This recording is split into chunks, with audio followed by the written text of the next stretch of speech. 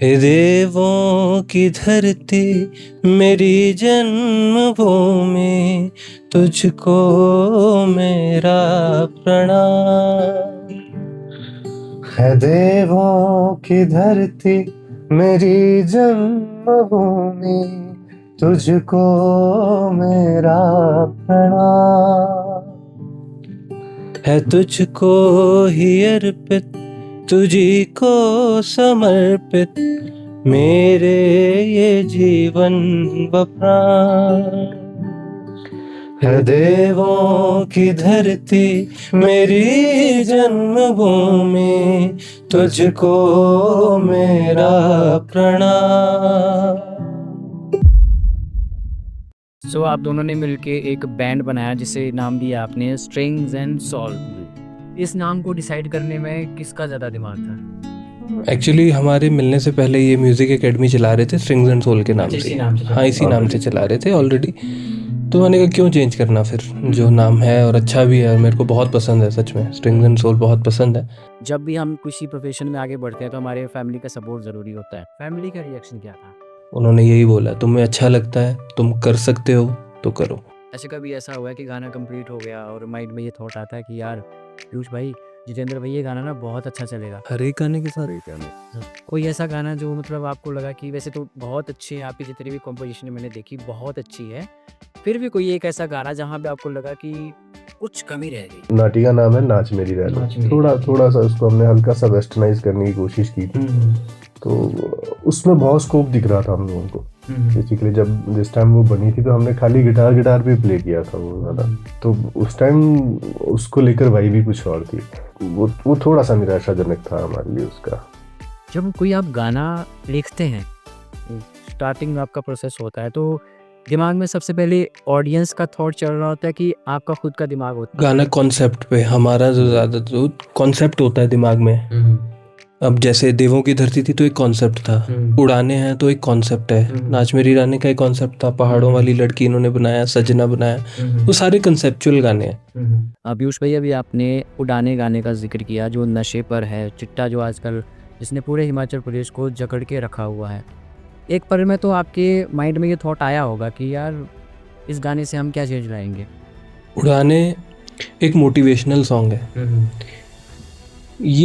ये नहीं बोलता कि आप नशा मत करो, वो तो सब लोग बोल रहे हैं। हम ये बोल रहे हैं कि जो ऑलरेडी नशे में जा चुके हैं वो इससे बाहर आ सकते हैं।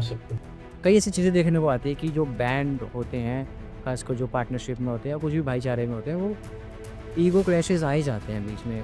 देखिए, पहली बात तो हम स्ट्रिंग्स एंड सोल को एक बैंड नहीं मानते, मात्र एक बैंड नहीं है। स्ट्रिंग्स एंड सोल अपने आप में एक कॉन्सेप्ट है। दो लोग म्यूजिक बना रहे हैं अपनी खुशी के लिए और वो दुनिया को सुनाना चाहते हैं। शायद इससे ज्यादा हमारी कोई परिभाषा है भी नहीं।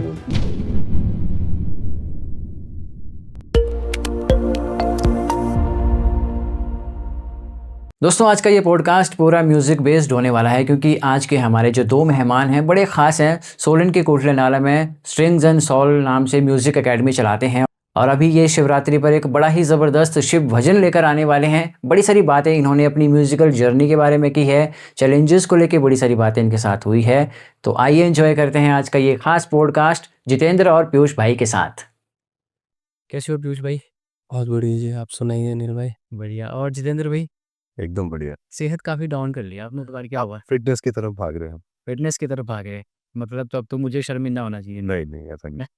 अच्छा, जब 2023-24 में मैं आपसे मिला था तो उस वक्त भी बड़ी सारी बातें आपके साथ हुई थी और जब भी मैं आप दोनों से बात करता हूँ, स्ट्रिंग एंड सोल मैं बैंड की बात करता हूँ, तो जो एक गाना है बड़ा अच्छा मुझे लगता है, देवों की धरती, बड़ा अच्छा गाना है। इस गाने को जो लिखने वाले राइटर हैं वो मुझे लगता है कि उन्होंने ज़िंदगी को ना काफ़ी करीब से महसूस किया है। ये गाना जो है आप दोनों की रियल लाइफ से कितना मैच करता है? हर एक गाना किसी ना किसी से रिलेट करता है। हमारे भी जो अपने पर्सनल एक्सपीरियंसेस होते हैं, हम कोशिश करते हैं कि अपने गानों में उनको कहीं ना कहीं लेकर आए। बट गाना जो है एक रियलिटी और फिक्शन के ना बीच में चलता है। ना वो पूरा रियल हो सकता है, ना वो पूरा फिक्शन हो सकता है। क्योंकि गाने के कई एस्पेक्ट्स हैं, उसके लिरिक्स हैं, उसकी धुन है, उसका स्वर है, उसकी ताल है, तो हर चीज़ जो जो फीलिंग को मैच करे उस हिसाब से एक कंपोज़र या एक लिरिसिस्ट जो है वो चीज़ लिखता है कि वो लोगों के साथ रिलेट कर पाए। तो कई एस्पेक्ट्स हैं। हाँ, पर अगर इसमें सिर्फ अगर आपका यही सवाल है कि क्या कुछ ऐसे पहलू हैं जो उस गाने में मेंशन्ड है और वो हमारी लाइफ से जुड़े हैं, तो हाँ, शायद हैं। जी। जितेंद्र भाई, इसी गाने को लेके मैं आगे थोड़ा आपसे भी बात करूँगा, क्योंकि ये गाना उस दौर में लिखा हुआ है, उन मेमोरीज़ को वो रिलेट करता है कि हम पैसों की भाग-दौड़ में या चकाचौंध में इतने खो जाते हैं कि जो हमारी रूट्स होती हैं, उन्हें हम पूरी तरह से भूल जाते हैं। ये गाना मैं जितनी भी बार सुनता हूँ, मुझे हर बार वो इमोशनल करता है। मैं अपने गाँव से यहाँ शहर में रहता हूँ, मैं बड़ा मन करता है कि गाँव जाना है। जब भी ये गाना सुनता हूँ, तो हमेशा वो जोड़े रखता है मुझे खुद से। आपके लिए पर्सनली उस गाने के साथ कितना इमोशनल कनेक्शन है? म्यूजिक जो है ना सर, अब दो तरीके से चलता है म्यूजिक। या तो वो इमोशनल होगा, बिल्कुल। या बहुत हैप्पी वाली वाइब आएगी इसमें। तो ये गाना दो दो लोगों के इमोशन से बना है, तो ये थोड़ा ज्यादा इमोशनल है हम लोगों के लिए। मैंने सिर्फ इसको स्टार्ट किया था। अच्छा। आगे पूरे गाने में ड्राइव इन्होंने किया है, अच्छा। तो इसका जवाब ये बेहतर दे स्टार्ट पाएंगे। मतलब कैसे किया आपने? ये हुआ ये था कि शुरुआत में अ, मैं नया नया गाने लिखने वाला था, वैसे कुछ नहीं। अच्छा। मतलब बहुत बहुत अच्छे राइटर भी नहीं है हम लोग, और बहुत अच्छे कंपोजर नहीं, भी नहीं है, बहुत अच्छे लिखते पर हैं, ऐसा शुरू नहीं है, में बहुत अच्छा भगवान लिखते ये हैं तो आप। माँ सरस्वती की कृपा है हम लोगों पर कि ऐसा हो गया। चलो, ये कुछ एक लाइनें मेरे दिमाग में स्टक कर रही थी काफी समय से। मतलब लगभग 15-20 दिन शायद हो चुके थे, मैं आगे नहीं बढ़ पा रहा था। और उसी दौरान इनसे मेरी मुलाकात, मतलब म्यूजिक के सिलसिले में हम लोग काफी लोग बैठते थे। मैं उस टाइम राजगढ़ होता था, अच्छा। तो मैंने शेयर कर दिया। करते हैं सब लोग कि भैया का इस तरह है, अब कुछ बन सकता है तो देख लो। तो उसका यही कहानी भैया ही बताएंगे आपको, देखो आप। तो पीयूष भैया, आपसे ही फिर जानेंगे हम कहानी। जी, तो देखिए, जो इनिशियल लाइन था ना, हे देवों की धरती हाँ। मेरी जन्मभूमि तुझको मेरा प्रणाम, ये एक इस लाइन का जो स्कोप है ना बहुत वाइड है। आप इसको किसी भी तरफ घुमा सकते हैं। जी जी बिल्कुल। आप इसको एक डिवोशनल सॉन्ग भी बना सकते हैं, बिल्कुल। आप इसको एक राष्ट्रभक्ति का सॉन्ग भी बना सकते हैं, आप प्रदेश भक्ति का सॉन्ग भी बना सकते हैं, आप कल्चर से भी रिलेट कर सकते हैं। तो एक एक जैसे एक लिरिसिस्ट की जो एक मनोस्थिति उस समय होती है, तो शायद मेरी मनोस्थिति वो होगी, तो मैं उसको उस डायरेक्शन में ले गया कि जीवन की, जैसे कि आपने सही बोला, जीवन की चकाचौंध से ज़्यादा हमें ज़िंदगी जीने पे भी ध्यान देना चाहिए। पैसे कमा तो लिए, पर पैसे कमाने के बाद पीछे मुड़ के ऐसा ना लगे कि जिसके लिए कमाए हैं वो तो समय ही निकल गया। तो कहीं ना कहीं ये भाव था मन में ज़रूर लिखते हुए। तो इसी भाव को लिखते हुए गाना लिखा, और फिर कहीं ना कहीं जो अपनी मातृभूमि है, जन्मभूमि है, उससे प्यार, मतलब आपका जो वात्सल्य है उसको प्रकट करने का एक बहुत अच्छा जरिया एक गाने जो है ना, एक माध्यम है। तो वो भी कोशिश की कि हिमाचल का भी कुछ उसमें आ सके। नहीं, बहुत अच्छा, आपने हर पहलू को कवर अप किया हुआ है, और काफ़ी टाइम से मैं आप दोनों को जानता हूँ। आप दोनों का ये याराना बड़ा पुराना है और इसी तरह से आगे भी चलता रहे। जी। फर्स्ट टाइम कब आपसे मुलाकात, आप दोनों की मुलाकात हुई थी? जी, एक्चुअली ऐसा हुआ था कि वैसे तो हम बेसिकली दोनों राजगढ़ से ही हैं, पर कभी ऐसी मुलाकात इसलिए नहीं हुई क्योंकि मैं ज़्यादातर बाहर रहा, जी जी। और थोड़ा घर में भी 8-10 किलोमीटर का गैप तो है। अच्छा तो अच्छा। इतना कभी मुलाकात हुई नहीं। तो एक बार, मैं एक व्यवसायी भी हूँ, मेरा रिजॉर्ट है, तो ये आए हमारे पास। इनकी पहली एल्बम थी वो, अच्छा। रेनबो मैशअप करके, इन्होंने बहुत अच्छी एल्बम थी। आप सभी दर्शक सुने भी, बहुत ही अच्छी एक ऑडियो एल्बम है वो। जी। तो उसको शूट करने के सिलसिले में ये मेरे से मिले थे। तो वहाँ पे रिजॉर्ट पे, राजगढ़ में हमारी पहली मुलाकात वहाँ पे हुई थी। जी। अच्छा। तो बस उस दौरान बातचीत हुई। फिर जो दो लोग म्यूजिक से प्रेम करते हैं ना, उनको ज़्यादा समय नहीं लगता फिर। एक्चुअली इनके रिजॉर्ट्स अपने वहाँ पे, तो बहुत बहुत अच्छी जगह पर वो रिजॉर्ट है। अच्छा। तो कौन नहीं चाहेगा कि अपने घर की ब्यूटी भी आ जाए, और कम खर्चे में भी निकल जाए। तो उस सिलसिले में इनसे मैं मिला था, और वहाँ पूरा गाना इन्हीं के रिजॉर्ट पे हमने शूट किया है वो। अच्छा। तो उसके बाद बातचीत आगे बढ़ी थी। उसके बाद भी क्या, मुझे लगता है लगभग साल निकल गया था। हाँ, उसके बाद भी 6-7-8 महीने तो हो ही गए थे। फिर हमने एक कार्यक्रम साथ में करवाया था, सुर सम्राट करके सिंगिंग कंपटीशन था। तो उस दौरान मिलना जुलना रहा। फिर देवों की धरती के बाद तो खैर स्ट्रिंग्स एंड सोल का हमने शुरू ही कर लिया। फिर भाईचारा बढ़ता गया। फिर भाईचारा फिर और मजबूत होता गया। जी जी जी। अच्छा, लास्ट टाइम मैं जब आपसे मिला था, आप मॉल रोड पे कंसर्ट कर रहे थे, उसी टाइम हमारी मुलाकात भी हुई थी। तो मैं वहीं सामने से आपको देख रहा था, तो पीछे से किसी ने बोला कि यार, ये जो दूसरे वाले आर्टिस्ट हैं, इनकी आइज़ मुझे बड़ी पसंद है, उनकी जो आपके ऊपर वो कमेंट था किसी व्यूअर का कि भाई जो जितेंद्र भाई की आंखें हैं वो बहुत अच्छी है, इसके पीछे क्या राज है? अब ये तो पहली बार सुनने को मिल रहा है सर। यही तो बात है ना, ये तो आप पहले बताते तो हम भी देखते। यही तो मैंने ये तो सर्च करके ऐसा लाया आपके बारे में। नहीं, ये तो ये था। इसके बारे में तो कोई जानते उससे होगा कि बोलते हैं नैन नक्श बहुत अच्छे हैं जितेंद्र भाई के, हाँ, वो तो बात सच है। है ना? और दूसरा आपकी आवाज़ में बेस मॉड्यूलेशन बहुत अच्छा है आपका। थोड़ा मुझे भी इसके बारे में अगर थोड़ी सी प्रेस आप करवाओ तो क्या बोलोगे? सर। प्रैक्टिस तो देखो, किसी भी चीज़ को बार बार करते रहेंगे तो ऑटोमेटिकली आपके अंदर बस जाएगी वो चीज़ें। अब हम संगीत से जुड़े हैं तो वही सुबह शाम हमारे पास संगीत ही है, कराते रहते हैं, करते रहते हैं, करवाते रहते हैं, करते रहते हैं। तो कुछ एक एक्सरसाइज है कि सुबह जब हम उठते हैं तो किसी भी म्यूजिक में क्या होता है ना, स्केल्स चलती है। बिल्कुल। तो उसका जो रूट स्केल होता है, रूट नोट होता है, उस पर हम लोग सा ये वगैरह चलता है, इस तरह से रियाज चलता है। और उसके भी फिर उल्टे स्वरों में जाना होता है, पीछे पीछे पीछे पीछे पीछे को। तो ये ऑटोमेटिकली आपके गले में भारीपन ला देता है। राइट। सो आप दोनों ने मिलके एक बैंड बनाया जिसे नाम दिया आपने स्ट्रिंग्स एंड सॉल्व। जी। इस नाम को डिसाइड करने में किसका ज़्यादा दिमाग था? एक्चुअली हमारे मिलने से पहले ये म्यूज़िक एकेडमी चला रहे थे स्ट्रिंग्स एंड सोल के नाम अच्छा, से। इसी नाम से चला हाँ, इसी रहे नाम से चला रहे थे ऑलरेडी। तो मैंने कहा क्यों चेंज करना, फिर जो नाम है और अच्छा भी है और मेरे को बहुत पसंद है, सच में स्ट्रिंग्स एंड सोल बहुत पसंद है। तो उन्होंने कहा क्यों इसी को ही जारी रखते हैं। कोई ऐसा बहुत लंबा चौड़ा हमने दिमाग नहीं लगाया कि नाम क्या रखना है, स्ट्रिंग्स एंड सोल था और अच्छा है। अच्छा। मैं तो जितना समझ पा रहा हूँ सुर और एक आत्मा का ये मिलन है स्ट्रिंग्स एंड सॉल्व। आप किस तरह से कनेक्ट करोगे लिसनर्स व्यूअर्स के साथ इन शब्दों को? हम जब भी संगीत बनाते हैं तो उसमें ये ध्यान बड़ा रखते हैं कि हम उसको लेकर क्या फील कर रहे हैं। मतलब किसी तीसरे आदमी का पॉइंट ऑफ व्यू तो तब लेके फायदा है जब खुद को वो चीज़ समझ आ रही है। या खुद जब तक आप किसी इमोशन के साथ नहीं जुड़े हैं तो तब तक आप किसी तीसरे आदमी को वो इमोशन नहीं समझा सकते।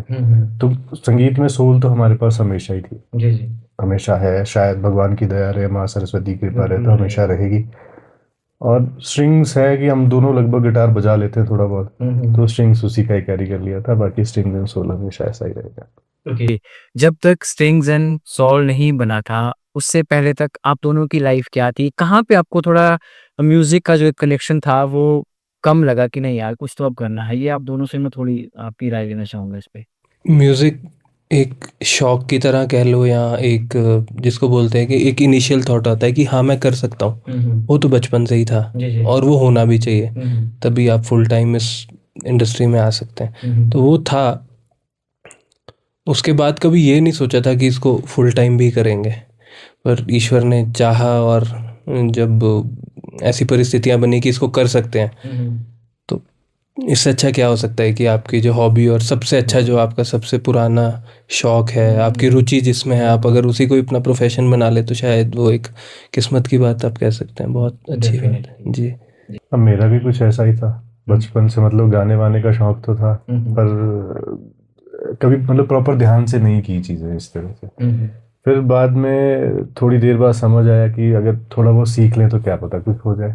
बाकी तो मैं भी सब लोगों की तरह, जैसे भेड़ चाल हमारे होती है कि अब ग्रेजुएशन कर लो, फिर मास्टर्स कर लो, अब जॉब की तैयारी में लग जाओ, बाकी चीज़ें कर लो। तो मैं भी उसी दौड़ में था। फिर इसी बीच मैंने बीच में सीखना शुरू कर लिया था। कहाँ से सीखा? ये हमारे गुरुजी हैं आर डी शर्मा जी, जी। मैं उनके पास सीखा हूँ। अभी भी बीच में चलता रहता हूँ अच्छा, उनके उन्हीं से पास। सीखते जी हैं। जी, संगीत में उन्हीं से, उन्हीं की देन है। Okay right. और पीयूष भाई आपका? डॉक्टर कृष्णलाल सहगल जी मेरे गुरु रहे हैं। हाँ जी, बहुत लंबा समय तो हम दोनों को खैर नहीं मिल पाया सीखने का, पर जितना थोड़ा बहुत भी आता है वो उन्हीं की कृपा से आता है। अच्छा, मुझे ऐसा क्यों लगता है कि जितेंद्र भाई बहुत कम बोलते हैं, पर फिर दिमाग ये बोलता है कि नहीं जितेंद्र भाई सबसे शरारती है ग्रुप में? सही में नहीं, ऐसा भी नहीं है। लगता है? थोड़ा मुझे थोड़ा थोड़ा बहुत पर्सनालिटी शायद देख के तो ये लगता है कि मतलब कैमरा ऑन कैमरा तो ये दिखाने की कोशिश करते हैं कि नहीं मैं तो बहुत इनोसेंट हूँ, बट ऑफ कैमरा असली वाले जितेंद्र भाई सामने आते हैं। सही में सही हूँ? नहीं, ऐसा नहीं है। मैं एक ही तरह की पर्सनैलिटी और हमेशा ऐसा ही हूँ। सच में हम दोनों का अगर मैं आपको बताऊं तो हम दोनों ही शाय नेचर के हैं। वैसे हम ज़्यादा बातचीत ऐसे कम ही क्यों? करते हैं। बाय जो बर्थ ही ऑडियंस ऐसा को ही। इतनी तरह अच्छे अपने संगीत हाँ, से हमारी पर्सनैलिटी स्टेज पे स्टेज बदल पे दिख जाती है, वो जाती है। अलग चीज़ है। हाँ, स्टेज वही पे तो आके वो स्विच ओवर करना पड़ता है तो वो हम एकदम naturally- वो नेचुरली हो जाता है, naturally बस फिर एकदम एनर्जी आ जाती है, हम बात भी कर लेते हैं, एंटरटेन करने में भी आगे रहते हैं। बट वैसे अगर आप हमारे साथ कभी शाम को अगर बैठेंगे तो आप ही बात कर रहे होंगे, हम केवल सुन रहे होंगे। हम लोगों को आधा दिन निकल जाता है बिना बात के। हम बैठे होते हैं, या तो गा रहे होते हैं, बजा रहे होते हैं, सिखा रहे होते हैं। कई बार वैसे ही अगर हम सिर्फ दो ही हैं तो हम लोग बेशक शक्लें देख लेंगे, हाँ, पर बात नहीं करेंगे। बस ये पता नहीं ऐसा क्यों है, ऐसी नेचर ही ऐसी है। नेचर ही ऐसा है। और ऐसा भी नहीं है कि हम सिर्फ एक दूसरे के साथ ऐसे हैं, शायद हम सभी के साथ ऐसे हैं। जी, कभी अच्छा है ना, आप अपने काम के लिए भी तो एनर्जी बचा के रखते हैं। हाँ, एनर्जी भी है। फिर अब आपने पता क्या है, आपने अगर 24 घंटे में से 18 घंटे किसी के साथ स्पेंड करने हैं ना, और आप उसमें से 10 घंटे बात कर रहे हैं, तो इंसान ना 6 महीने बाद तो पागल हो जाएगा। ये भी सही बात है, ये भी very good point है। तो इससे अच्छा है कि वही बात करिए जिसका कोई औचित्य है, जो समझ में आने वाली है। ऐसी बात करके क्या फायदा। नहीं, ये तो डेफिनेटली, हाँ, और अगर हम बात करते हैं तो फिर उसमें फिर वजन होना चाहिए, हाँ, नो डाउट। ऐसे नहीं कि मतलब कुछ भी ऐसा भी बोल नहीं है कि हम बहुत सीरियस किस्म के आदमी है, पर फन लविंग आदमी है दोनों। पर वो एक लिमिटेशंस है पर कि वो बस इतना ही। फन के वो मोमेंट्स होते हैं, ये नहीं। हाँ, बहुत बढ़िया, क्योंकि एक म्यूजिक आर्टिस्ट से हम बात कर रहे हैं तो कुछ मैं तो चाहूँगा आपसे सुनना, बट अगर मेरी डिमांड पे आपका जो गाना है देवों की धरती, अगर वही आप सुनाएं, क्योंकि लास्ट टाइम भी मैंने यही सुना था और इसके बाद मैं उस गाने से इतना ऑब्सेस्ड हूँ कि हमेशा उस गाने को सुनता हूँ। अभी स्टूडियो में देखोगे आप, वही गाना यूट्यूब पे खुला मिलेगा। अरे क्या बात। बहुत अच्छा है, किस तरफ दिल से महसूस करता हूँ उस गाने को, तो यही गाना हो जाए फिर। हे देवों की धरती मेरी जन्मभूमि, तुझको मेरा प्रणाम। है देवों की धरती मेरी जन्मभूमि, तुझको मेरा प्रणाम। है तुझको ही अर्पित, तुझी को समर्पित, मेरे ये जीवन व प्राण। है देवों की धरती मेरी जन्मभूमि, तुझको मेरा प्रणाम। अच्छा, सबसे ज्यादा क्लोज इंसान किसके होता है? अपनी माँ के ना। कोई भी बच्चा हो, कोई इंसान कहीं भी रह रहा हो, वो एक शख्स के सबसे ताउम्र है ना, वो उसकी माँ है। और वो एक ऐसा रिश्ता है जो कभी नहीं छूटता ना। आजकल समाज में देखिए, सब लोग एक दूसरे को छोड़ देते हैं, ब्रेकअप्स बहुत इजीली हो जाते हैं। एक रिश्ते का कभी ब्रेकअप नहीं होता, वो अपनी माँ के साथ है, तो उसके ऊपर है। वो अम्मा के हाथों की चूल्हे की रोटी, बहना के हाथों से पानी, गाँव के गलियों के फूलों से किस्से, मेरी वो प्रेम कहानी। अंतिम क्षणों में मुझको पुकारो, न ढल जाए जीवन की शाम। है देवों की धरती मेरी जन्मभूमि, तुझको मेरा प्रणाम। क्या बात है, बहुत ही अच्छा। और मेरा मन तो ये कर रहा है कि आगे मैं कुछ और क्वेश्चन करूँ ही ना आपसे, बार बार इसी गाने के लिए रिक्वेस्ट करूँ, क्योंकि जिस तरीके से आपने इस गाने को लिखा है, जिस तरीके से स्क्रीन प्ले इस गाने का हुआ है, बहुत अच्छा गाना है। और जैसे स्टार्टिंग में आपने बताया, हर पहलू को आपने कवर अप किया हुआ है। ये देखने वाले के ऊपर है कि इस गाने को वो कैसे वो देख रहा है। बहुत ही अच्छा लगा, क्योंकि जब भी हम किसी प्रोफेशन में आगे बढ़ते हैं तो हमारे फैमिली का सपोर्ट ज़रूरी होता है। जब फैमिली के साथ को लेके डिस्कशन हुआ कि हमने म्यूज़िक में ही आगे कुछ देखना है, आपका चलो अपना चल रहा था, लेकिन फिर भी एक एंड ऐसा होता है कि हम पेरेंट्स के साथ डिस्कस करते हैं कि ये हमारी हॉबी है और इसको हम अपने प्रोफेशन में कन्वर्ट करना चाह रहे हैं। फैमिली का रिएक्शन क्या था? देखिए, भगवान की दया से मैं दोनों के लिए ये चीज़ बोल सकता हूँ। हमारे फैमिली मेंबर्स, हमारे माता पिता, हमारा सौभाग्य है ऐसे परिवार में हम दोनों ने जन्म लिया है कि उन्होंने शायद सवाल ज़्यादा किए ही नहीं। बिल्कुल। उन्होंने यही बोला, तुम्हें अच्छा लगता है, तुम कर सकते हो तो करो। क्या बात है। और यही शायद हमारी लाइफ का सबसे बड़ा सौभाग्य है। मैं तो ये मानता हूँ, पेरेंट्स का हामी भरना आपके कार्य के प्रति। और उसमें देखिए, हमारा तो जितना सेक्रीफाइस या समर्पण म्यूजिक के लिए है सो है, हमारे से ज़्यादा हमारी फैमिलीज का है। क्या बात। क्योंकि शायद वो किसी लेवल पे हमें देखना चाहते हैं कि फाइनेंशियली वो लोग वहाँ पहुँचे, तो हमें समय लग रहा है अभी। ये बहुत कोई इजी फील्ड नहीं है अपना मुकाम जमाने के लिए ना, बहुत कंपटीशन है, ऑडियंस के अपने मूड होते हैं, हर तरह का चीज़ चेंज, एवर चेंजिंग है ना, कोई स्टैटिक नहीं है, बहुत डायनामिक इंडस्ट्री है ना। तो वो शायद हम उनकी जो इच्छाएं हैं या उनको पूरा ना भी कर पा रहे हों, या जो वो सोच रहे हैं कि हम उस मुकाम पे होंगे वहाँ पे भी शायद ना भी हों, फिर भी उनकी चेहरे से कभी ये नहीं झलकता।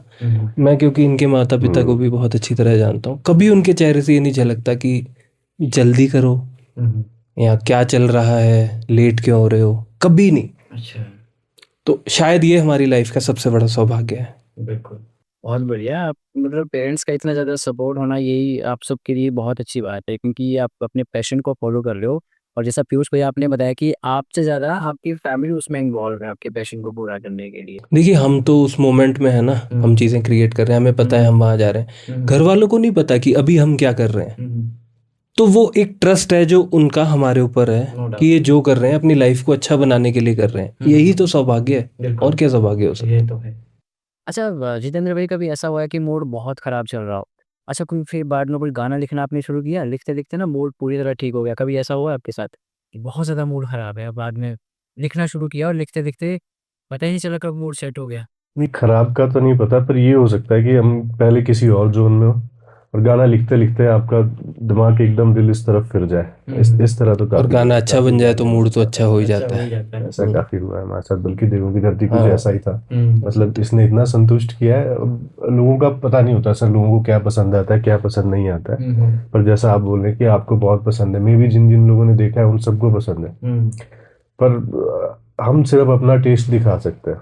ऐसे कभी ऐसा हुआ है कि गाना कंप्लीट हो गया और माइंड में ये थॉट आता है कि यार पीयूष भाई, जितेंद्र भाई, ये गाना ना बहुत अच्छा चलेगा, अच्छा फिर सेकंड थॉट ये आया कि यार ये गाना ऑडियंस को पसंद आएगा भी, ऐसा कभी होता है? हर एक गाने के साथ कोई ऐसा गाना जो मतलब आपको लगा कि वैसे तो बहुत अच्छी है, आपकी जितनी भी कॉम्पोजिशन मैंने देखी बहुत अच्छी है, फिर भी कोई एक ऐसा गाना जहाँ पे आपको लगा कि कुछ कमी रह गई? पिछले साल हमने एक नाटी की थी, हम्म। बिया ने कंपोज किया है उसको, इन्होंने तो गाने, नाटी का नाम है नाच मेरी नाच रानी। मेरी थोड़ा रानी। थोड़ा सा उसको हमने हल्का सा वेस्टर्नाइज करने की कोशिश की थी, तो उसमें बहुत स्कोप दिख रहा था हम लोगों को। बेसिकली जब जिस टाइम वो बनी थी तो हमने खाली गिटार गिटार पे प्ले किया था वो गाना, तो उस टाइम उसको लेकर वाइब भी कुछ और थी। मे भी सबके साथ होता होगा, पर वो थोड़ा सा निराशाजनक था हमारे लिए उसका। पर चलो फिर भी अच्छे व्यूज हैं, पर जो एक्सपेक्ट कर रहे थे हम उससे वो नहीं हाँ, हो पाया वो उससे। नहीं हो पाया। और उससे भी कुछ लर्निंग एक प्रोसेस था, हाँ, बिल्कुल सर। फॉलो करने को मिला। और दूसरी बात ये भी होती है कि आज के जो म्यूज़िक आर्टिस्ट होते हैं, कंपोज़र होते हैं, वो ट्रेंड को फ़ॉलो करते हैं। ट्रेंड को फ़ॉलो करके वो आगे लिखते हैं या म्यूज़िक बनाते हैं। बट आपके जितने मैंने गाने देखे, सुने, आप ट्रेंड को नहीं फ़ॉलो करते हैं। जो आपका दिल कर रहा है, जो आप अपने आस-पास एक एटमॉस्फेयर आप फ़ील करते हैं, उसी हिसाब से आप गाना बनाते हो। क्या ये आदत में आपके शामिल है या ज़िद है कि नहीं, हमने ट्रेंड को नहीं फ़ॉलो करना है, हमने ट्रेंड खुद बनाना है? सर एक तो मुझे ये ट्रेंड समझ नहीं आता कि ट्रेंड होता क्या है बेसिकली। अब आजकल या आज के 5 साल पहले तक का म्यूजिक अगर ले लेना हम लोग, तो नया क्या है? सही बात है। कुछ भी नहीं, सब कुछ तो रिक्रिएट हो रहा है, हर चीज रिक्रिएट हो रही है, तो ट्रेंड क्या है? सही बात है। रिक्रिएशन का अगर ट्रेंड है तो फिर तो हम कल को 10 गाने बना सकते सही हैं इस बात तरह है। की। आजकल यही चल रहा है। अगर आज मतलब, पर अगर हमने लॉन्ग टर्म इस फील्ड में रहना है, लंबी रेस का घोड़ा बनना है, तो फिर ओरिजिनल चीजें तो चाहिए पड़ेगी। क्योंकि कल को हमारे बच्चे हमारे से पूछेंगे कि क्या बनाया क्या बनाया, तो फिर कुछ तो हो मटेरियल हमारे पास। देखिए, इसमें बढ़ चढ़ के मैं तो ये बोल सकता हूँ कि अभी तक हमने 5 गाने लॉन्च किए हैं ना, पांचों हमने खुद लिखे हैं, हमने खुद कंपोज किए हैं, सब कुछ ओरिजिनल है। सब कुछ ओरिजिनल है उसका। नहीं, बिल्कुल तो डेफिनेटली। शायद अभी हम उस मुकाम पे नहीं है कि हम बहुत बड़ी ऑडियंस को एड्रेस कर पाए, पर जब भी उस मुकाम पे पहुंचेंगे हमारे को इस चीज़ के ऊपर गर्व होगा कि हमने जो भी किया ओरिजिनल किया है। हमने कोई रीमिक्स वाले और वो इंस्टाग्राम के 15 सेकंड वाले रील्स के उसके चक्कर में हमने अपनी ओरिजिनलिटी को नहीं खोया, और शायद खोएंगे भी नहीं। इसलिए आप पॉपुलर हैं, इसलिए लोग आपको सुनना पसंद करते हैं। मैं खुद एक लिसनर, एज़ अ लिसनर आपसे बात कर रहा हूँ, क्योंकि मुझे आपका ये गाना बहुत अच्छा लगा, और जो अभी 5 महीने पहले आपका गाना रिलीज़ हुआ, उसके बारे में भी बात करूँगा, वो भी बहुत अच्छा गाना रहा।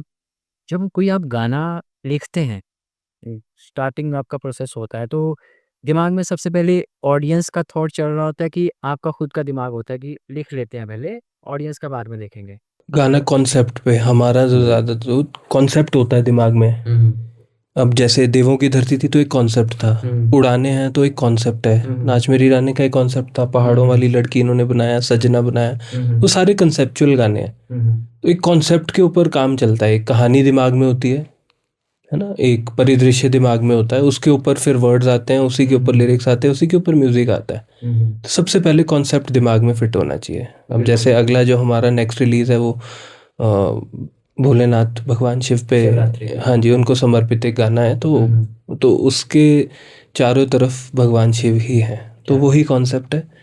उसके बाद हमारा एक गाना ओ आमा जी आ रहा है, वो एक विदाई के ऊपर है, जब एक लड़की की विदाई हो रही होती है शादी के दौरान, तो उसके दिमाग में और उसकी माँ और बेटी की कॉन्वर्सेशन है, बहुत सुंदर गाना इन्होंने लिखा है, तो वो एक कॉन्सेप्ट है। तो इस तरह से कॉन्सेप्चुअलाइज करके हम चलते हैं। नहीं, बहुत अच्छा आपका कॉन्सेप्ट है कि यार एक चीज़ को आप बिल्कुल बैलेंस में लेकर चलते हो।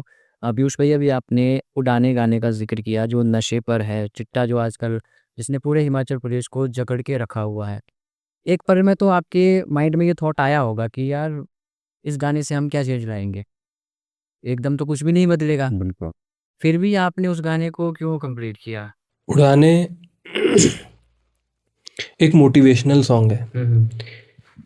ये नहीं बोलता कि आप नशा मत करो, वो तो सब लोग बोल रहे हैं। हम ये बोल रहे हैं कि जो ऑलरेडी नशे में जा चुके हैं वो इससे बाहर आ सकते हैं। बिल्कुल। कि नशा एक ऐसी चीज़ नहीं है, अगर आपने एक बार शुरू कर दिया तो आप उसको छोड़ नहीं सकते। आप छोड़ सकते हैं, उसके लिए मोटिवेशन की ज़रूरत पड़ती है, घर वालों के साथ की ज़रूरत पड़ती है, आपको हर कदम पे हर चीज़ की आवश्यकता पड़ती है, चाहे वो इलाज हो, वो डॉक्टरी सलाह हो, हर चीज़ की।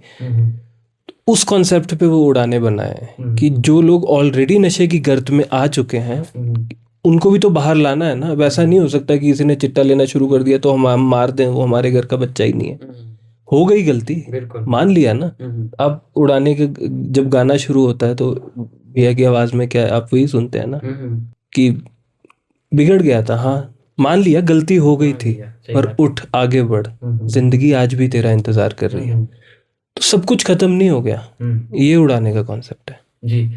क्योंकि जितेंद्र भाई आज के टाइम में ऐसा है ना कि लोगों को लेक्चर सुनना पसंद नहीं है, मतलब वो राय चाहते नहीं है किसी की। सब ये सोचते हैं कि हमारे पास बहुत ज़्यादा ज्ञान है, क्योंकि आपने उड़ाने जो गाना लिखा एक सेंसिटिव टॉपिक पे है और इन टॉपिक पे बात होना ज़रूरी है कि बात नहीं होगी तो मे बी हिमाचल का जो यूथ है धीरे धीरे नशे से पूरी तरह खत्म हो जाएगा। जो उड़ाने गाना था आपका एक सेंसिटिव मैसेज था जी।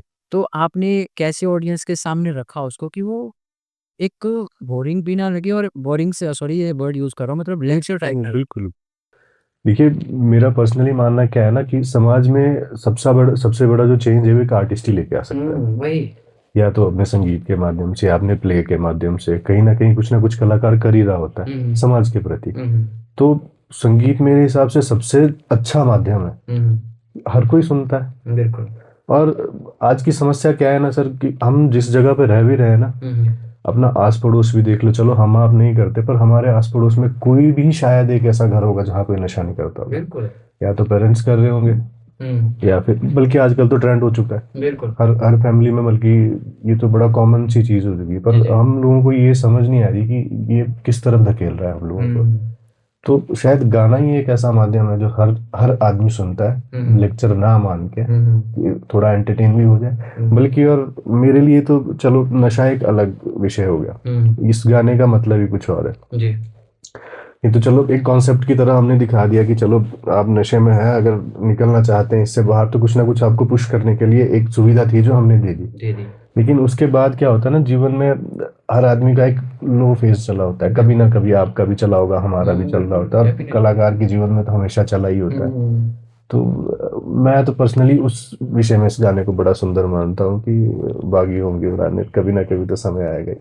अब यही गाना सुनेंगे अभी हम आप। बिल्कुल यही हो जाए जो शुरू में जैसे आपने नरेट किया है वैसे ही चाहिए हमें, वैसे खड़ा हुआ है।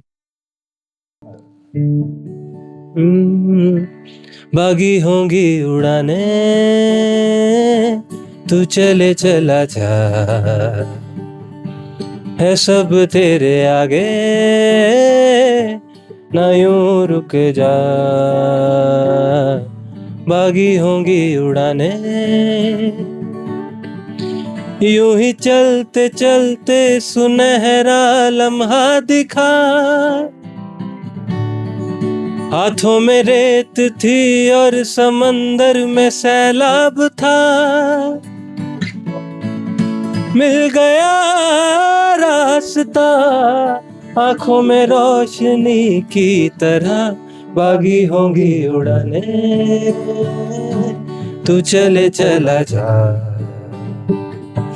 है सब तेरे आगे, ना यूं रुक जा, बागी होंगी उड़ाने। बड़ा ही गजब का आपने ये गाना लिखा है, और जितना उसको फील करें, एक सेंसिटिव इसमें मैसेज है और बहुत अच्छा लिखा है। और आई विश कि इसी टॉपिक्स पे आगे और भी बातें आप करेंगे, गानों के थ्रू आप ऑडियंस को अवेयर करेंगे, क्योंकि नीड है, ज़रूरत है। वो सोलन तो सर वैसे भी आज के दौर में एक रेड रेड जोन बना हुआ है चिट्टे को लेके, हर तीसरे दिन नए नए केसेस आ रहे हैं। तो इस तरह के कॉन्सेप्ट पे काम करना बहुत ज़रूरी है। और जैसा आपने बोला जितेंद्र भाई कि एक जो कलाकार होता है वही चेंज लाता है सोसाइटी में अपने टैलेंट के बल पे। तो इस पे बहुत अच्छा है, आप आगे इसी तरह से करते रहिए। अच्छा, क्योंकि आप लाइव कॉन्सर्ट भी बहुत ज़्यादा करते हैं, कभी कोई ऑकवर्ड मोमेंट याद है आपको कि नहीं यार, गिटार का सुर ऊपर नीचे हो गया हो, माइक खराब हो गया हो, आवाज़ ये बैठ सब गई, तो कुछ ऐसी ये तो ऐसे कोई देखिए, लाइव परफॉर्मेंस का ये तो पार्ट एंड पार्सल है, नहीं, कुछ ऊपर जो नीचे आपको हमेशा ही मतलब हंसा देता हो कि यार ये क्या हो गया? आप दोनों के साथ कुछ ऐसा हुआ? हास्यास्पद तो ऐसा याद नहीं है। कई, हाँ, एक बार कुछ हो गया था शायद।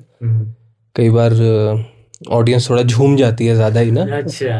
तो झूम के एक कन्या थी हाँ। बेचारी, तो वो झूमते झूमते गिर गई, थोड़ा ज़्यादा ही लड़खड़ा गई। लड़खड़ा। तो हाँ, तो हास्यास्पद था। आपका कुछ है कोई ऐसा अलग से?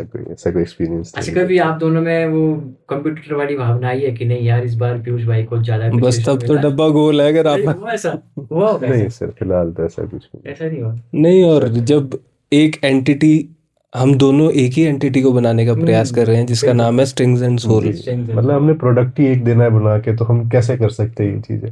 हाँ, ये हो सकता है कि कल को ये कुछ बहुत बेहतर लिखते हैं तो मुझे नियर आसपास आना पड़ेगा उस चीज़ के, क्योंकि अगर ये ग्रो कर रहे हैं ना तो मुझे भी उस लेवल पे आना पड़ेगा ताकि स्ट्रिंग एंड सोल बराबर चल सके। बिल्कुल। बस इतना हो सकता है। बाकी ये जो तो कंपटीशन वाली वो है, तो एक मतलब एक घर में कंपटीशन कैसे हो सकता है, ये थोड़ा अलग है। हाँ, एक ही घर में क्या ही कंपटीशन। देखिए, हम स्ट्रिंग्स एंड सोल को लेके चले हैं। हमने स्ट्रिंग्स एंड सोल, और हमारे, आपको नाम पता है, बहुत लोगों को शायद स्ट्रिंग्स एंड सोल के नाम से ही जानते हैं, शायद ये भी नहीं पता। कई बोलते हैं कि आप दोनों भाई हैं, कोई इनको पीयूष बोलता है, मेरे को जितेंद्र बोलता है, तो वो चलता रहता है। तो जो महत्व रखता है ना, वो स्ट्रिंग्स एंड सोल है। और उसके लिए कुछ भी करना पड़े, कम से कम एक भावना नहीं आएगी वो, क्योंकि जब एक ही डायरेक्शन में एनर्जी चैनलाइज होती है ना, रिजल्ट तभी मिलता है। और जब एनर्जीज आपस में क्लैश करेंगी तो स्ट्रिंग्स एंड सोल इधर पड़ा मिलेगा और इधर क्लैश चल रहा होगा। तो फिर क्या फायदा इतने साल इन्वेस्ट करने का। आपने जिस तरीके से जवाब दिया ना, अगला सवाल तो खत्म ही कर दिया आपने मेरा। फिर भी मैं थोड़ी सी आपके लिए नहीं, जो दूसरे म्यूजिक बैंड्स होते हैं उनके रेफरेंस पे ये पूछता हूँ, क्योंकि कई ऐसी चीज़ें देखने को आती है कि जो बैंड होते हैं, खासकर जो पार्टनरशिप में होते हैं या कुछ भी भाईचारे में होते हैं, वो ईगो क्लैशेस आ ही जाते हैं बीच में। कुछ भी रीज़न हो सकता है, फाइनेंशियली हो सकता है, या जो से मैंने कंप्यूटर वाली भावना की बात की, कुछ भी रीज़न हो सकते हैं। क्योंकि जिस तरह आप दोनों की पर्सनैलिटी है, बहुत सेंसिटिव आप दोनों हैं, जितनी बात मैं आपसे कर पा रहा हूँ या पहले भी हुई है। तो ये सवाल तो ख़ैर आपसे बनता नहीं पूछना, लेकिन जो बाकी बैंड्स के लिए कुछ ऐसा मैसेज हो आपका, तो क्या कहेंगे कि एकजुटता में कैसे काम करें?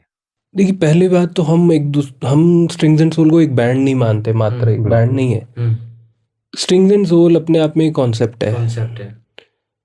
दो लोग म्यूजिक बना रहे हैं अपनी खुशी के लिए, और वो दुनिया को सुनाना चाहते हैं। शायद इससे ज्यादा हमारी कोई परिभाषा है भी नहीं। अगर वो एक बैंड होता ना, कि हमने सिर्फ परफॉर्म करना है, कि ये एक ड्रमर है, ये गिटारिस्ट है, मैं एक वोकलिस्ट हूँ, वहाँ पे वो चीज़ें आ सकती है, वहाँ पे ईगोज भी क्लैश कर सकती हैं। पर हम दो इंडिविजुअल्स हैं जिनका म्यूजिक में टेस्ट लगभग एक जैसा है, और हम अपने म्यूजिक को जनता तक पहुंचाना चाहते हैं। इससे ज़्यादा हमारा बड़ा कोई कॉन्सेप्ट है ही नहीं। लड़ाई झगड़े सबसे ज़्यादा वहाँ होते हैं सर जहाँ चीज़ें एक्सेप्ट नहीं की जाती। अब हम दोनों का भगवान की दया से ये पहले से शुरू से ही ऐसा रहा है कि अगर मैं 2 लाइन अगर मैंने कंपोज किए तो तब तक वो मेरे पेट में चूहे चलते रहेंगे जब तक मैं इनको बता दूं कि चलो भैया जी मुझे बता दो ये सही है गलत है, अच्छा लग रहा है बुरा लग रहा है, और इनका भी मेरे लिए वैसा ही है। तो हम दोनों का ना ये चलता रहता है आपस में। तो वो कंपटीशन वाला तो बिल्कुल भी नहीं, ईगो तो कहाँ से आएगा फिर उस चीज में।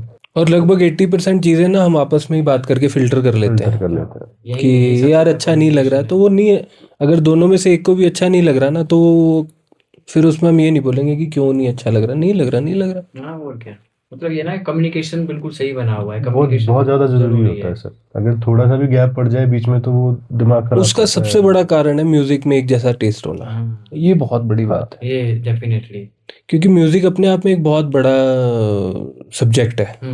बहुत तरह का म्यूजिक होता है, शायद हमारे को तो सारे जितनी तरह का म्यूजिक होता है उसके नाम भी नहीं पता होंगे, बट हमारा जो टेस्ट है ना वो लगभग लगभग एक जैसा है। तो जो इनको चीज़ पसंद आती है वो मुझे नेचुरली आ जाती है, ये भगवान की कृपा है, शायद हमें ऐसा कराना होगा।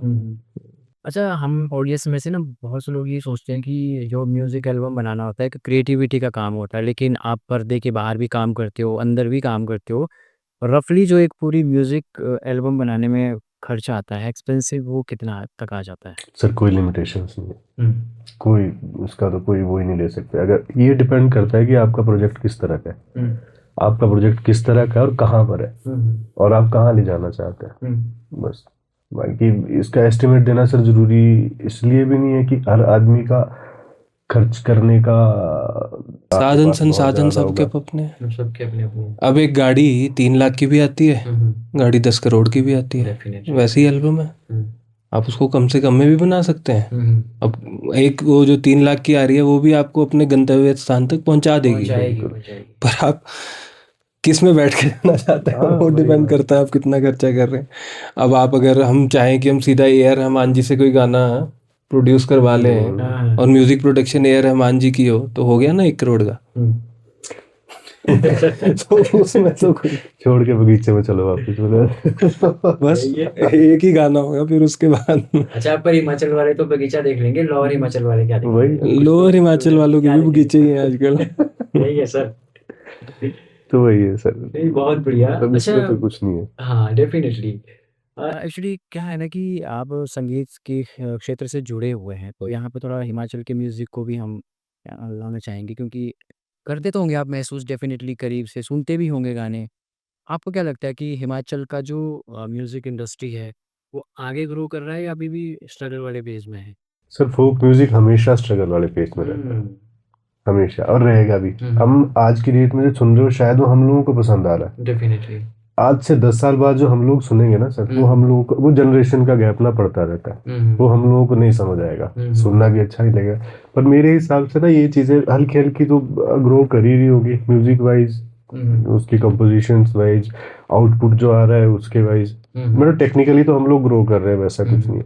पर अगर हम लोग ये बोले ना कि आज से जो 10 साल पहले म्यूजिक बनता था, जिस तरह की कंपोजिशन बनती थी, जिस तरह के शब्दों का इस्तेमाल होता था, वो आज की डेट में भी और आज के 10 साल बाद भी होती, ये चीज तो पॉसिबल नहीं है। आधे से ज्यादा बच्चों को, आधे से ज्यादा गांव के, इवन गांव के बच्चों को पहाड़ी बोलनी नहीं आती डेफिनेटली। तो वो समझेंगे क्या? बिल्कुल। अब नाटी की बीट पे झूम तो सब लेगा आदमी, कर तो सभी लेगा, जिसको इवन पंजाब का आदमी भी झूम लेगा यहाँ के नाटी की बीट पे।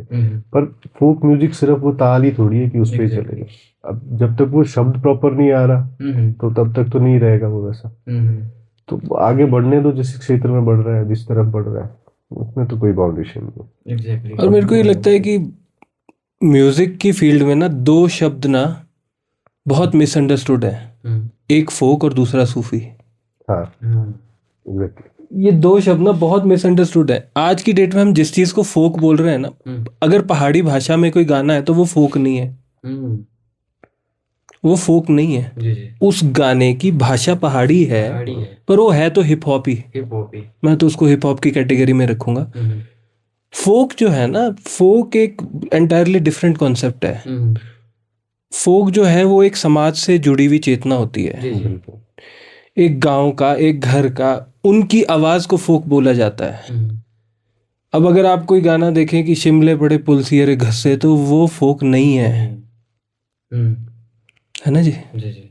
और मेरी प्रीति जिंटा केर के चाले तू is not a folk. But sir लोग वो पसंद भी तो उन्हीं को कर रहे हैं। वो हो सकता है वो हिप हॉप को पसंद कर रहे हैं, वो एक पर्टिकुलर बीट को गाने को पसंद कर रहे हैं, बट आप उसको फोक की संज्ञा नहीं दे सकते, की संज्ञा तो है ही नहीं उसमें, है ना जी। तो एक तो वो बहुत मिसअंडरस्टूड कॉन्सेप्ट है कि हिमाचली इंडस्ट्री की जो फोक इंडस्ट्री है, तो फोक इंडस्ट्री में बहुत कम लोग बचे हैं, हिप हॉप इंडस्ट्री में बहुत लोग हैं जो बहुत अच्छा कर रहे हैं। तो ये डिस्टिंक्शन हमें मेंटेन अब कर देनी चाहिए कम से कम।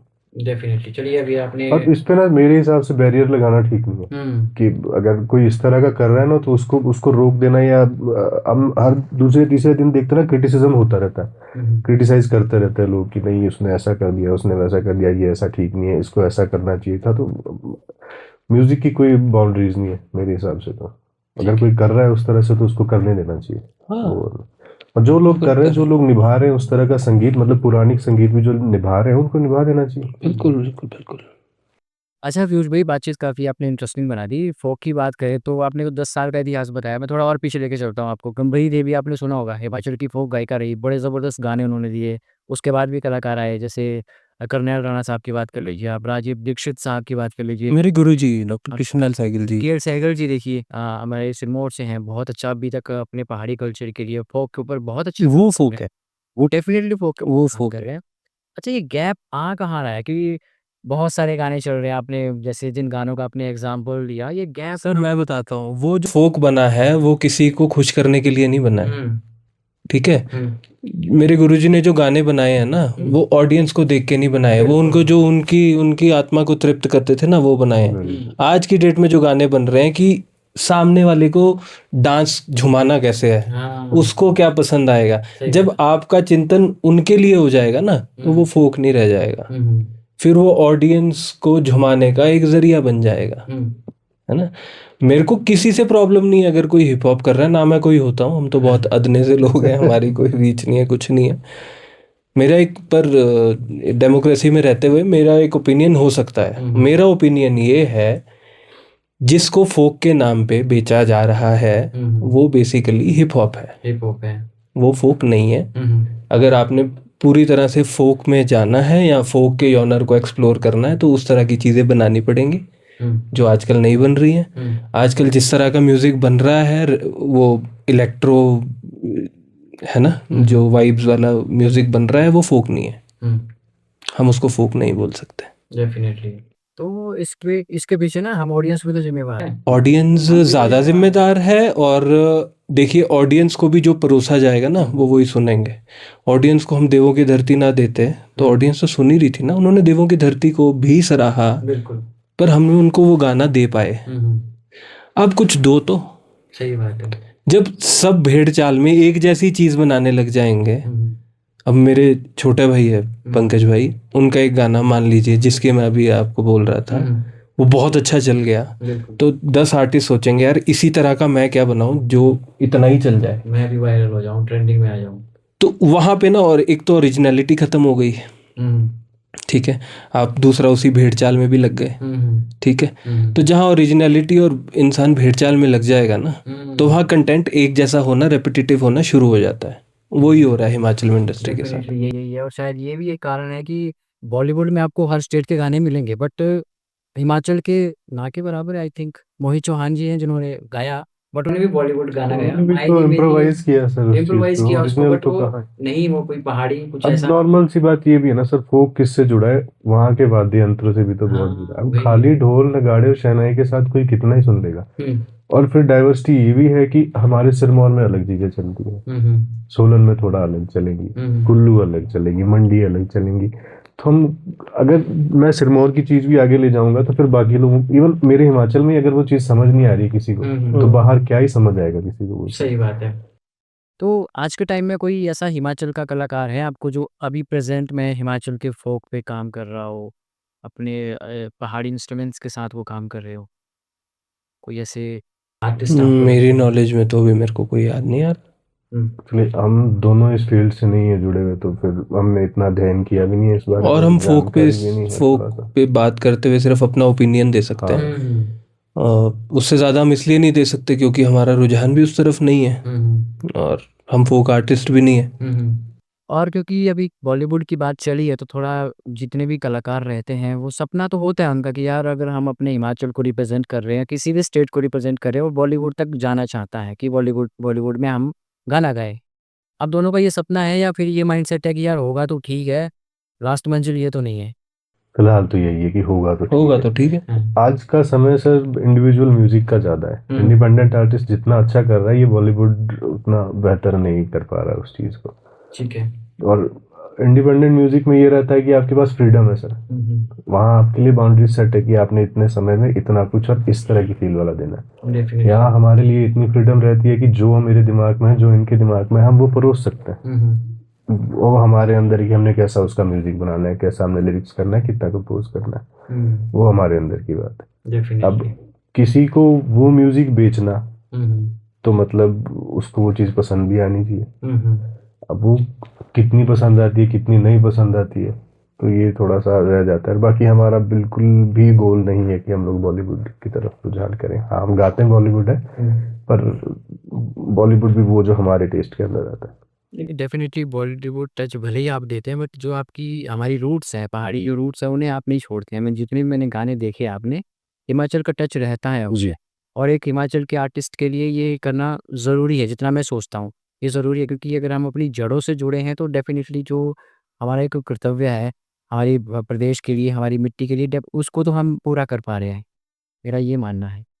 और दूसरी चीज़ क्या होता है कि जितने भी इंडिपेंडेंट बैंड्स होते हैं, कई तरह से उनका इनकम ऑफ सोर्स रहते हैं, सोशल मीडिया से लेते हैं, लाइव कॉन्सर्ट से लेते हैं, कॉर्पोरेट शोज़ से लेते हैं, या जैसे आपकी म्यूज़िक अकेडमी भी है, स्ट्रिंग्स एंड सॉल्व, राइट?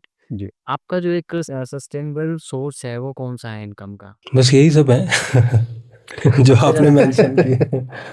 सबसे ज़्यादा कम तो नहीं, वो डिपेंड करता है। हाँ, बट अगर कॉर्पोरेट शोज़ वगैरह से अगर हम ज़्यादा करते रहें तो ठीक चलता रहता है। सोलन शिमला एडमिनिस्ट्रेशन से कोई आता है कॉन्सर्ट के लिए बुलावा? सर बुलावा तो मेरे ख्याल से आज हिमाचल के सबसे बड़े आर्टिस्ट को भी नहीं आ रहा होगा, वो भी आड़ू और सेब की पेटी पे चले हैं। तो घूम फिर के बगीचों में जा रहे हैं। सर है ही बात ये, किसको बुलाते हैं आज की डेट में? देखो आज ये बुलाता, आजकल ट्रेंड क्या है ना, शादी होगी तो आजकल शादियों में ज्यादा बुलाते हैं कलाकारों को, तो वहां बुलाया जाता है। हाँ, एडमिनिस्ट्रेशन में मेलों वोले में नहीं बुलाया जाता है। एडमिनिस्ट्रेशन तो बस वही मैं वहाँ तो चलिए, क्योंकि आप लोग म्यूजिक अकेडमी चलाते हैं तो जो बच्चे आपके पास आते हैं ना, उनका माइंडसेट क्या होता है कि हमें जल्दी जल्दी सीखना है, या पेशेंस लेवल कैसा रहता है उनका? हर किस्म के बच्चे हैं सर। कैसे टैकल करते हैं फिर? सबको समझाना पड़ता है।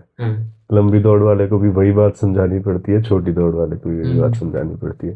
जी। जो ये थोड़े से टीनेजर्स होते हैं ना सर, इनमें थोड़ा ज्यादा होता है। या पेरेंट्स आके पूछ लेंगे, लो जी आप कितने समय में इसको गिटार सिखा देंगे, या कितने समय में ये गाने लग जाएगा। तो ये तो किसी के बस की बात नहीं है, कोई किसी को गाना सिखा दे। अच्छा, अगर कोई आर्टिस्ट पूछे आपसे कि भाई म्यूजिक में करियर बनाना कितना स्टेबल है, तो आप उसे क्या सजेस्ट करोगे कि आगे बढ़ो या वही सेब के बगीचे में जाओ?